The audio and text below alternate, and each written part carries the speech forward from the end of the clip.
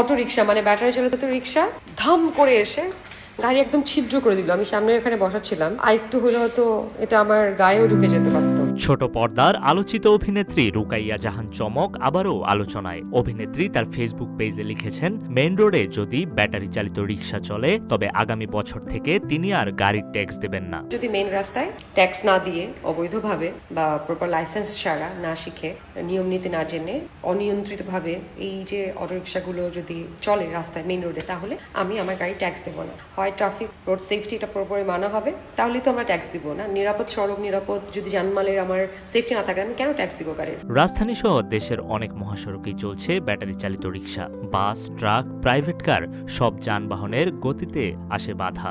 যাত্রীদের ভোগান্তি যেন নিত্যদিনের সঙ্গী হয়ে গিয়েছে এই ব্যাটারি রিক্সার কারণে।